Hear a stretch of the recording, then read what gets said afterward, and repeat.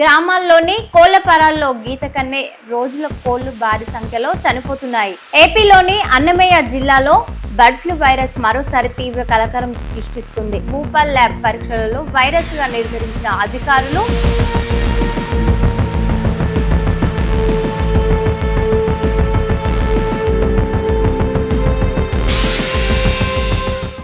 Bird flu అనేది మధ్య కాలంలో చాలా వైరల్ అయింది. మరి నిన్న మొన్న చూసుకున్నట్టయితే తగ్గింది అని చెప్పేసి చాలా మంది చికెన్ తినడం స్టార్ట్ చేసినారు. మళ్ళీ ఇప్పుడు మొదలైనటువంటి బర్డ్ ఫ్లూ అన్నమయ్య జిల్లాలో బర్డ్ ఫ్లూ కలకాలం లేపింది. 24,000 కోళ్ల మృతి. నిన్న చూసుకున్నట్టయితే 9వ తేదీన 2వ నెల 24 కోళ్ల మృతి.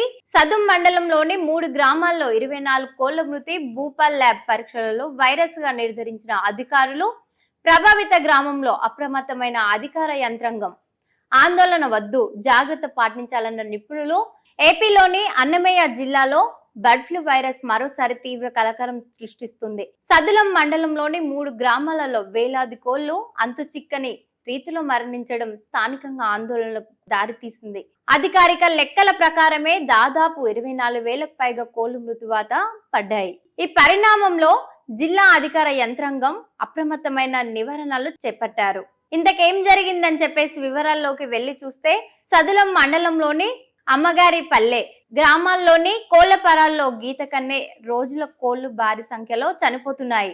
దీంతో అనుమానం వచ్చిన పశుసంవర్ధక శాఖ అధికారులు రంగంలోకి దిగారు. మరణించిన కోళ్ల నుంచి నమూనాలను సేకరించి మధ్యప్రదేశ్లోని భూపాల్పల్లిలో ఉన్న high security animal disease diagnostic lab పరీక్షల నిమిత్తం పంపించారు.